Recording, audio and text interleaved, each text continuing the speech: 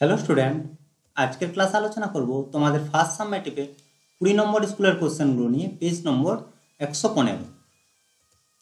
একের দাগের প্রথম কোশ্চেনে বলেছে এ টাকার বি মাসের সুদ সি টাকা হলে বার্ষিক সরল সুদের হার। তাহলে দেওয়া আছে কি আসল পি ইজ ইকুয়াল টু এ, সময় টি সমান হচ্ছে বি মাস। তাহলে মাসটাকে আমাদের কি বছরে নিয়ে যেতে হবে, তাহলে বি বাই হচ্ছে 12, এটা হচ্ছে কি বছর।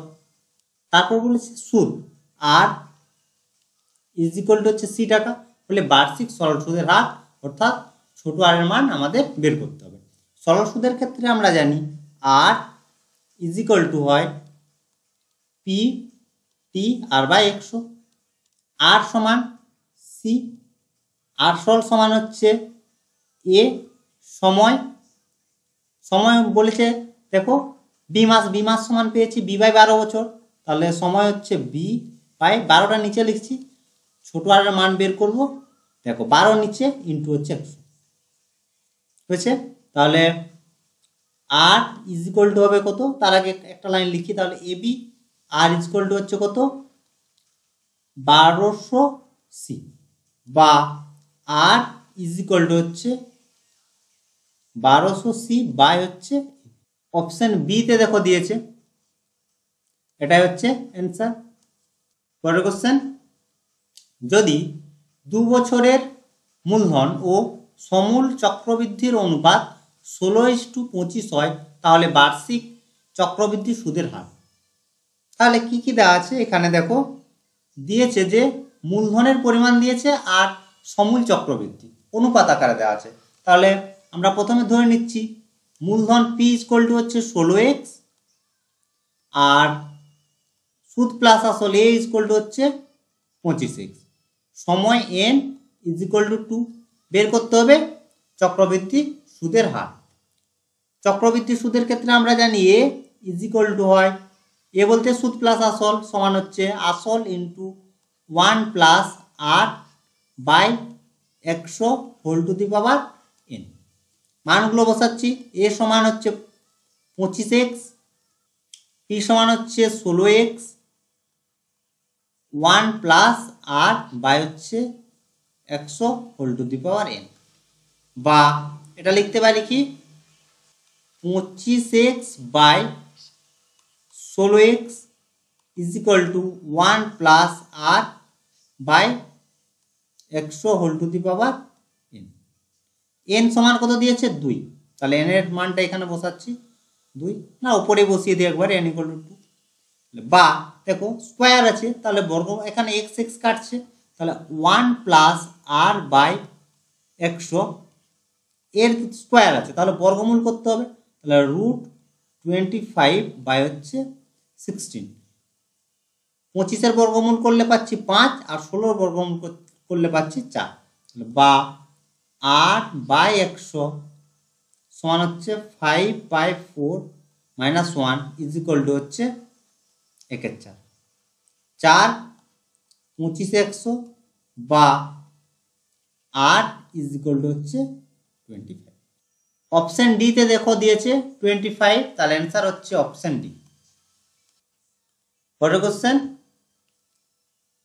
এ x square plus b x plus C is equal to 0, যেখানে এ নট ইকুয়াল টু 0 সমীকরণের বীজদ্বয় বাস্তব ও অসমান হলে, তাহলে বীজদ্বয় বলেছে বাস্তব আর অসমান হলে বি স্কোয়ার মাইনাস 4ac এর মান কি হবে বলেছে, greater than equal to less than, আর ডিতে বলেছে কোনো এটাই নয়, অ্যান্সার হবে গ্রেটার দেন 0। তাহলে তিনটে শর্ত তোমাদের বলি। ফার্স্ট 1 নম্বর শর্ত হচ্ছে যদি গ্রেটার দেন 0 হয় তাহলে বীজদ্বয় হয় বাস্তব ও অসমান, ইজ ইকুয়াল টু যদি 0 হয় তাহলে 2 নম্বর বাস্তব ও সমান, ঠিক আছে। আর যদি লেস দেন 0 হয় তাহলে বীজদ্বয় হয় কাল্পনিক। তিনটি শর্ত তোমরা মনে রাখবে। তাহলে এক্ষেত্রে অ্যান্সার হচ্ছে অপশন এ। পরের কোশ্চেন দেখো, দিয়েছে A plus B is equal to root 12 আর a minus B is equal to হয় রুট 6 বের করতে বলেছে a বির মান। দেখো আমরা দুটো সূত্র জানি, এই টাইপের একটি কোশ্চেন ছিল আগের একটা স্কুলে ছিল, সেখানে ছিল এ স্কোয়ার প্লাস বি স্কোয়ার এর মান বের করতে বলেছিল আগের স্কুলে।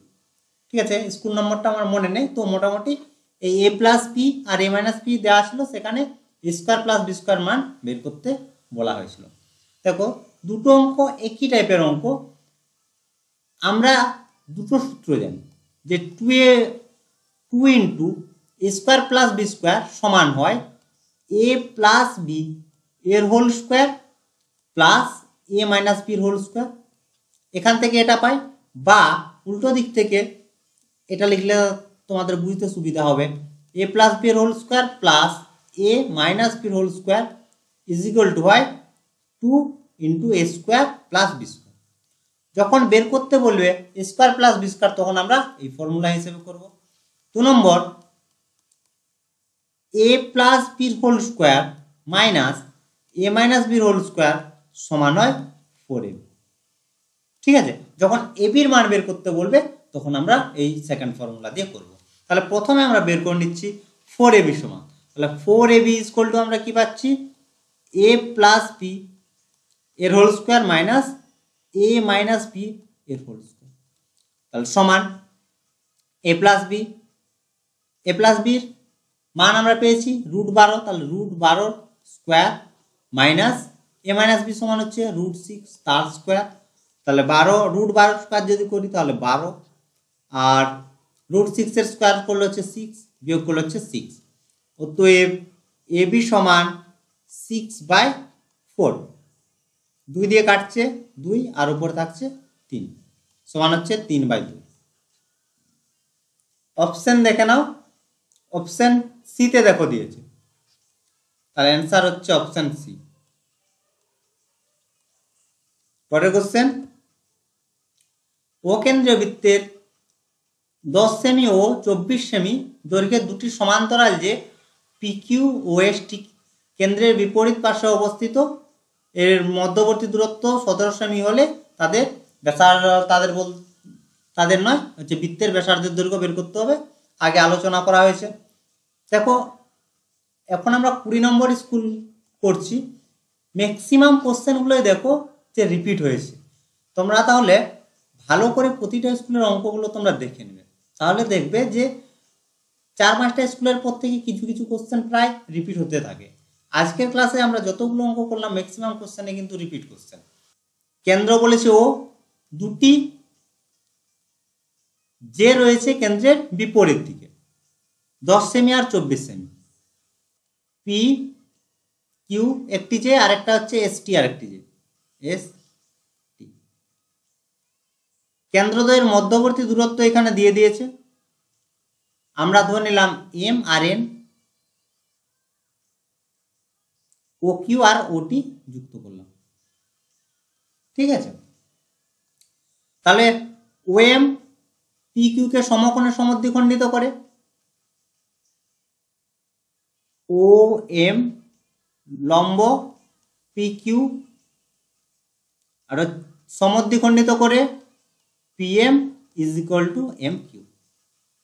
ঠিক আছে, তাদের দৈর্ঘ্য কত হবে দেখো, এখানে পি কিউর দৈর্ঘ্য কত দিয়েছে 10 সেমি, তাহলে পি এম আর এম কিউর দৈর্ঘ্য হচ্ছে 5 সেমি করে। একই রকম ভাবে ও এন লম্ব এস টি আর S N is equal to N T সমান হচ্ছে তাহলে কত 24/2 সমান হচ্ছে 12। আর কি দেওয়া আছে M N is equal to 17 সেমি। আমরা যে কোনো একটি ধরে নেব, যে ও এন ধরি O N is equal to x, অতএব ও এম সমান হচ্ছে 17 মাইনাস এক্স। ঠিক আছে, এককগুলো অবশ্যই লিখবে কিন্তু। এরপর দেখো, যে কোনো দুটি ত্রিভুজ থেকে, এই ত্রিভুজ আর এই ত্রিভুজ থেকে আমরা ওটি আর ও কিউর মান বের করব, দিয়ে সমান করে আমরা বের করব এক্স এর মান। তারপর এক্স এর মানটা যে কোনো একটা সমীকরণ বসালে আমরা ব্যাসার্ধের দৈর্ঘ্য পেয়ে যাবো। দেখো তাহলে প্রথমে আমরা ত্রিভুজ ও এন টি, এই ত্রিভুজের কি পাচ্ছি, এটা হচ্ছে দেখো সমকোণী ত্রিভুজ যার এন কোণ হচ্ছে 90 ডিগ্রি। সমকোণী ত্রিভুজের ক্ষেত্রে আমরা জানি লম্ব স্কোয়ার প্লাস ভূমি স্কোয়ার সমান হয় অতিভুজের স্কোয়ার। দেখো কি ধরেছি, ও এন সমান এক্স, তাহলে x square plus N T সমান পেয়েছি দেখো 12, তাহলে 12 স্কোয়ার ইজ ইকুয়াল টু হচ্ছে ওটি স্কোয়ার, রেখে দিলাম। একই রকম ভাবে ত্রিভুজ ও এম কিউ এর O M square plus M Q square is equal to হচ্ছে ও কিউ স্কোয়ার, তাহলে বা ও এম সমান পেয়েছি 17 মাইনাস এক্স এর whole square plus M Q সমান দেখো 5 এর স্কোয়ার সমান হচ্ছে ও কিউ। এখন দেখো O T is equal to O Q, এটা হচ্ছে কি বৃত্তের ব্যাসার্ধ, ঠিক আছে। অতএব এর স্কোয়ার করলেও সমান হবে, তাহলে ওটি স্কোয়ার ইজ ইকুয়াল টু হচ্ছে ও কিউ স্কোয়ার, এটা 2 নম্বর। তাহলে 1 নম্বর আর 2 নম্বর থেকে আমরা পাচ্ছি ওটি স্কোয়ার সমান হচ্ছে এক্স স্কোয়ার প্লাস 12 স্কোয়ার সমান হচ্ছে 17 মাইনাস এক্স এর হোল স্কোয়ার প্লাস 5 এর স্কোয়ার, ঠিক আছে। বা এক্স স্কোয়ার প্লাস 12 হয় 144 আর 17 দেখো এ মাইনাস বি হোল স্কোয়ার, তাহলে 17 স্কোয়ার তাহলে 289 মাইনাস 17 2 34, তাহলে 34 x plus x square plus 25, ঠিক আছে। এখন দেখো এক্স স্কোয়ার কেটে যাচ্ছে, সংখ্যাগুলোকে রাখছি ডান দিকে আর চলরাশি অর্থাৎ এক্স কে রাখছি বাম দিকে, তাহলে এখান থেকে আমরা পাচ্ছি দেখো 34 এক্স, ঠিক আছে। আর দেখো এই দুটো যদি আমরা যোগ করি তাহলে কত পাচ্ছি, 4 9 কে 10 11 আর 2 একে 3 মাইনাস 144, এই 144 এর পাশে আসছে সমান, তাহলে 0 7 আর এটা হচ্ছে 2 170, তাহলে বা কি পাচ্ছি, তাহলে x is equal to 170 by 34। এবার দেখো ভাগ কাটছে 17 দিয়ে, তাহলে 17 10 আর 17 2 34, 5 কাটছে, এক্স ইজ ইকুয়াল টু পেলাম 5। এই এক্স এর মানটা আমরা 1 নম্বর বা 2 নম্বর সমীকরণে যদি বসাই তাহলে আমরা ব্যাসার্ধের দৈর্ঘ্য পেয়ে যাব। তাহলে 1 নম্বর সমীকরণেই বসাই, এই পাশে করে দিচ্ছি দেখো জায়গা নেই, তাহলে 1 নম্বর সমীকরণ 1 নং থেকে আমরা কি পাচ্ছি, ওটি square is equal to x square plus 12 square, দেখো এক্স এর মান পেলাম কত 5, তাহলে 5 এর স্কোয়ার প্লাস 12 স্কোয়ার, 5 5 25 আর 12 12 হচ্ছে 144 সমান হচ্ছে 169, এটা কি ওটি স্কোয়ার ইজ ইকুয়াল টু, অতএব ওটি সমান হচ্ছে 13। ওটি হচ্ছে কি ব্যাসার্ধ, তাহলে ব্যাসার্ধের দৈর্ঘ্য আমরা পেয়ে গেলাম কত 13 সেমি, অপশন বি তে দেওয়া আছে, তাহলে অ্যান্সার হচ্ছে অপশন বি। এটা তোমাদের 2 নম্বরের কোশ্চেনে দেয়, অপশন বি হচ্ছে অ্যান্সার। পরের কোশ্চেন দেখো, বলেছে 8 ব্যাসার্ধের দুটি সমান বৃত্ত পরস্পরকে এমনভাবে ছেদ করে যে প্রত্যেকটি বৃত্ত অন্যটির কেন্দ্র দিয়ে যায়, তাহলে দুটি বৃত্তের ব্যাসার্ধ সমান আর এমনভাবে ছেদ করেছে যে একটির বৃত্তগুলি একটি অপরটির কেন্দ্র দিয়ে যাচ্ছে, অর্থাৎ এখানে একটি বৃত্তের কেন্দ্র আর এখানে একটি বৃত্তের কেন্দ্র রয়েছে। সাধারণ যে দৈর্ঘ্য বের করতে বলেছে, আর কি দেওয়া আছে, ব্যাসার্ধ দেওয়া আছে। তাহলে এটা যদি আমরা সিডি দুটি বৃত্তের কেন্দ্র ধরি, তাহলে সিডি হচ্ছে আর ব্যাসার্ধ, বোঝা গেল। আবার বলছি দেখো, বলেছে দেখো দুটি বৃত্তের কেন্দ্র একটি অপরটির মধ্য দিয়ে যাচ্ছে। তাহলে আমরা ছবিতে দেখো পাচ্ছি সিডি। সিডি হচ্ছে সি হচ্ছে একটি বৃত্তের কেন্দ্র আর অপরটির বৃত্তের কেন্দ্র হচ্ছে ডি। তাহলে সিডি হচ্ছে ব্যাসার্ধ সমান আর একক দিয়ে দিয়েছে। এখন বের করতে বলেছে এবি অর্থাৎ সাধারণ জের দৈর্ঘ্য বের করতে বলেছে। এখানে এসি হচ্ছে বৃত্তের ব্যাসার্ধ আর এবি হচ্ছে সাধারণ যে এই দৈর্ঘ্য আমরা এম বিন্দুতে যদি আমরা ধরি ছেদ করে তাহলে সিএম ইকুয়াল টু এমডি। তার কারণ কি দুটো বৃত্তই পরস্পরের কেন্দ্র দিয়ে যাচ্ছে, এর জন্য এই দৈর্ঘ্য সবসময় সমান হয়েছে। আর যেহেতু এবি হচ্ছে যে, তাহলে সিএম এবি কে সমকোণে সমদ্বিখণ্ডিত করে, তাহলে সিএম লম্ব হচ্ছে এবি এবং A M is equal to হচ্ছে এমবি। ঠিক আছে, তাহলে সিডি সমান যেহেতু ব্যাসার্ধ, এসি সমান ব্যাসার্ধ, তাহলে ত্রিভুজ সিএমএ এর সিএমএ হচ্ছে একটু সমকোণী ত্রিভুজ যার এম কোণ হচ্ছে 90 ডিগ্রি আর সমকোণের বিপরীত বাহু হচ্ছে অতিভুজ এসি, তাহলে অতিভুজ, তাহলে লম্বভূমি, তাহলে CM square is plus M square is equal to হচ্ছে এসি স্কোয়ার। বা সিএম সমান দেখো পুরো হচ্ছে সিডি হচ্ছে আর, তাহলে সিএম হচ্ছে তার অর্ধেক, তাহলে r/2 এর হোল স্কোয়ার প্লাস এম এর মান আমরা বের করব, তাহলে এম স্কোয়ার।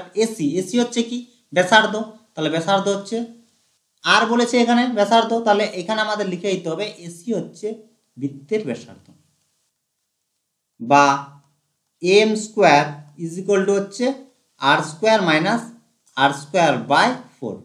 এই যে 2 এর স্কোয়ার করা হয়েছে, তাহলে বিয়োগ করলে আমরা কত পাচ্ছি 3r square by 4, 3r square by 4 বা এম সমান হচ্ছে √3r স্কোয়ার বাই 4 সমান দেখো আর স্কোয়ার থেকে বেরোচ্ছে আর 4 থেকে বেরোচ্ছে 2, তাহলে পড়ে থাকছে √3। ঠিক আছে, তাহলে এম পেয়ে গেলাম। অতএব এবি সমান, এবি হচ্ছে সাধারণ যে 2 ইন্টু একই রকম ভাবে দেখো সমকোণে সমদ্বিখণ্ডিত করে এখানে লিখেছি, তাহলে দুটোর দৈর্ঘ্য সমান হচ্ছে, তাহলে এম এর দৈর্ঘ্য যা হবে বিএম এর দৈর্ঘ্য একই হবে, তাহলে সিএম এর দৈর্ঘ্য হচ্ছে এম এর দৈর্ঘ্য পেলাম কত r/2 ইন্টু 3।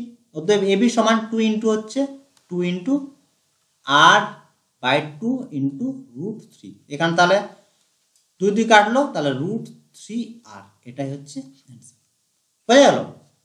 তাহলে দেখে নাও অপশন সি তে দেখো দিয়েছে, তাহলে অ্যান্সার হচ্ছে অপশন সি। পরের কোশ্চেন দেখো, বলেছে যে কত টাকার বার্ষিক 10% হারে 2 বছরের চক্রবৃদ্ধি সুদ ও সরল সুদের পার্থক্য 70 টাকা হবে। তার বলছে কত টাকার বার্ষিক 10% হারে 2 বছরের চক্রবৃদ্ধি সুদ আর সরল সুদের পার্থক্য 70 টাকা হবে। তাহলে প্রথমে আমাদের ধরতে হবে কত টাকা অর্থাৎ মূলধন, তাহলে ধরি মূলধন বা আসল, ধরি মূলধন সমান হচ্ছে পি টাকা। তাহলে পি টাকার 10% হারে 2 বছরের চক্রবৃদ্ধি সুদ বের করব আর সরল সুদ বের করব।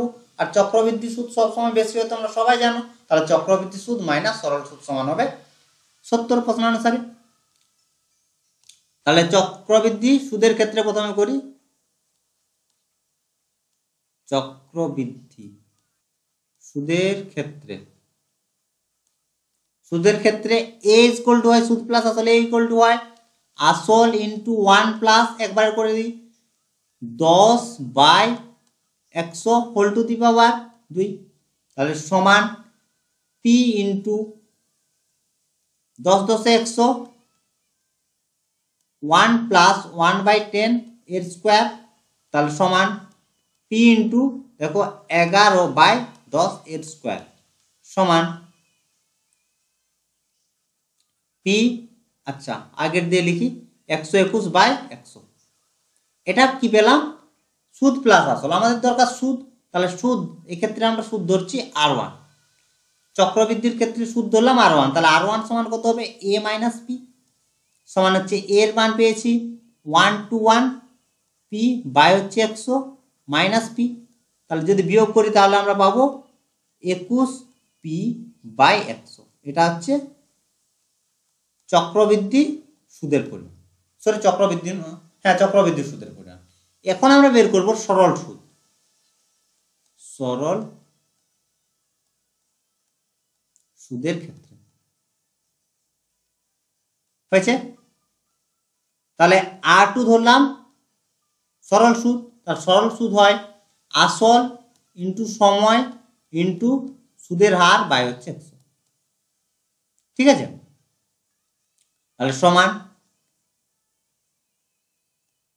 20p বাই হচ্ছে 100। এটা হচ্ছে সরল সুদের পরিমাণ। তাহলে প্রশ্নানুসারে চক্রবৃদ্ধি সুদ সবসময় বেশি হয়, তাহলে R1 minus R2 is equal two হচ্ছে 70। বা এখন মানগুলো বসাচ্ছি, R1 সমান পেয়েছি 21p/100 মাইনাস R2 পেয়েছি 20p বাই হচ্ছে 100 ইজিক্যাল টু 70। বা বিয়োগ করলে আমরা পাচ্ছি p/100 ইজিক্যাল টু 70, বা p ইজিক্যাল টু হচ্ছে 70 ইন্টু 100 সমান হচ্ছে 7000। তাহলে p ধরেছি কি আসল, তাহলে অতএব দিয়ে অবশ্যই লিখবে যে কত টাকার বলতে, তাহলে 7000 টাকার বার্ষিক 10% হারে 2 বছরের চক্রবৃদ্ধি সুদ ও সরল সুদের পার্থক্য 70 টাকা। অবশ্যই এটা কিন্তু লিখবে অতএব। ঠিক আছে, পরের কোশ্চেনে বলেছে m এর কোন মানের জন্য এটা হবে 4 minus m, 4 minus m x square plus 2m plus 4 into x plus 8m plus 1 রাশিটি পূর্ণবর্গ হবে। এখানে লিখবে যে প্রদত্ত রাশি বলে প্রথম লিখবে প্রদত্ত রাশি, প্রদত্ত রাশি 4 minus m into x square plus 2m plus 4 into x plus 8m plus 1। তারপর লিখবে প্রদত্ত রাশিটি পূর্ণবর্গ হবে যদি, এখানে লিখবে প্রদত্ত রাশিটি পূর্ণবর্গ হবে যদি 2m প্লাস 4 এর whole square minus 4 into 4m না 4 minus m into 8m plus 1 is equal to 0 হয়, অর্থাৎ নিরূপক ইজ ইকুয়াল টু 0 হয়। এটা যদি একটি দ্বিঘাত সমীকরণ হিসেবে ট্রিট করা হয় তাহলে আমরা দেখব যে B square minus 4ac is equal to যদি 0 হয় তাহলে সেটি পূর্ণবর্গ হয়। তাহলে এখান থেকে আমরা বের করব m এর মান। তাহলে বা এটা দেখো হোল স্কয়ার ফর্মে আমরা ভাঙছি, তাহলে 2m এর হোল স্কয়ার তাহলে 4m স্কয়ার, তারপর হচ্ছে 2 ইন্টু তাহলে 4 4 16 প্লাস 16m প্লাস 16 হয়েছে মাইনাস 4টা থাক, এরপর আমরা গুণ করছি এগুলো, তাহলে গুণ করলে আমরা কত পাচ্ছি 32m প্লাস 4। এবার মাইনাস m দিয়ে গুণ করছি তাহলে 8m square minus is equal to 0, বা 4m square plus 16m plus 16। 4 into দেখো এখানে একটু যোগ বিয়োগ করে নি, m দেখো রয়েছে দুটো m রয়েছে 32m আর একটা হচ্ছে মাইনাস m, তাহলে বিয়োগ করলে আমরা কত পাবো 31, তাহলে 31m আর কোনো মিল নেই তাহলে minus 8m square plus 4 is equal to 0, বা 4m square plus 16m plus 16। এবার মাইনাস 4 দিয়ে গুণ করছি তাহলে মাইনাস 12 মানে 124m আর মাইনাস মাইনাসে প্লাস 32m স্কয়ার আর এখানে 4 4 16, তাহলে -16। এখানে দেখো +16 আর -16 কেটে যাচ্ছে। এখন একটু যোগ বিয়োগ করতে হবে। 32m², তাহলে 32m² আর এখানে হচ্ছে 4, তাহলে 4m², তাহলে 36m²।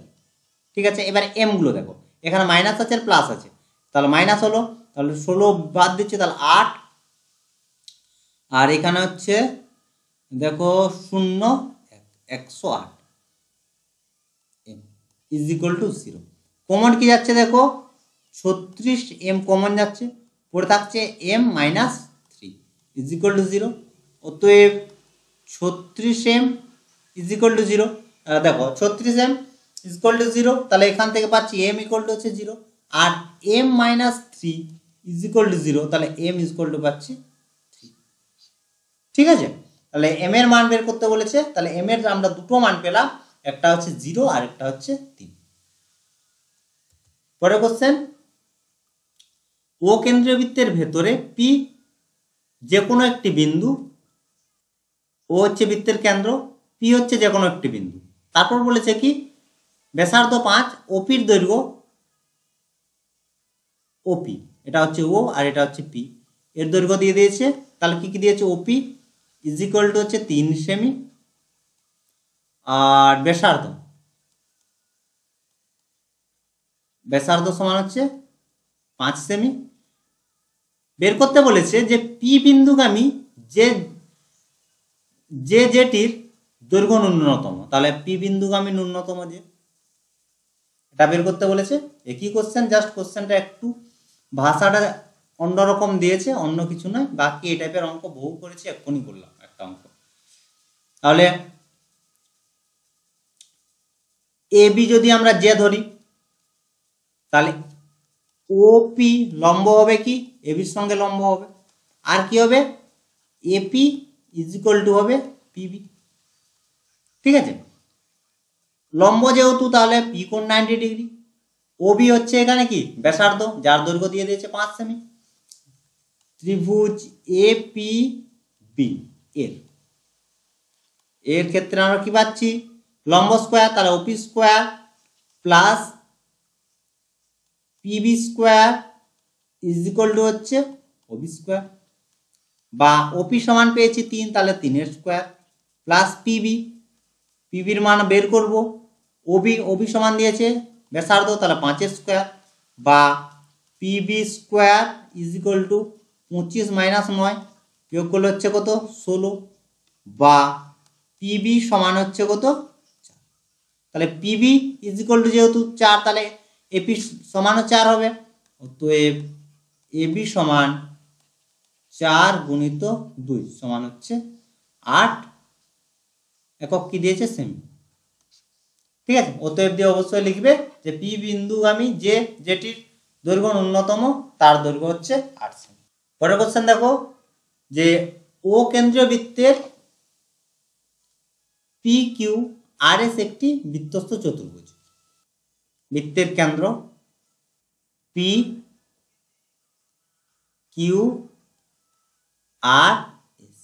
দেওয়া আছে কি, POR, এটা হচ্ছে ও।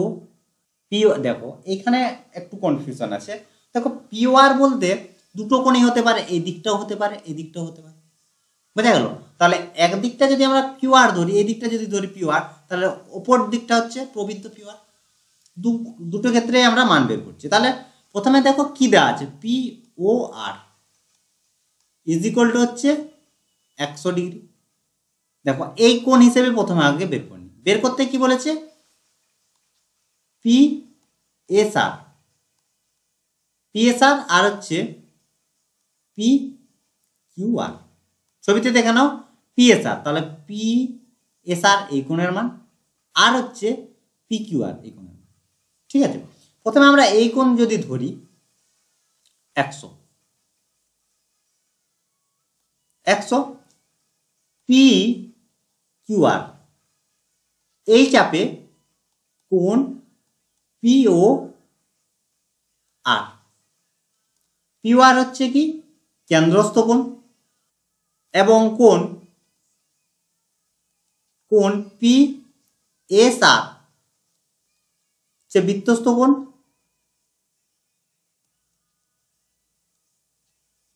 তাহলে কেন্দ্রস্থ কোণ হয় বৃত্তস্থ কোণের দ্বিগুণ, এটা আমরা জানি উপপাদ্য থেকে। অতএব পি এস আর সমান হচ্ছে কেন্দ্রস্থ কোণের অর্ধেক, তাহলে হাফ ইন্টু 100 সমান হচ্ছে 50। তাহলে এই কোণের মান আমরা পেয়ে গেলাম কত? 50।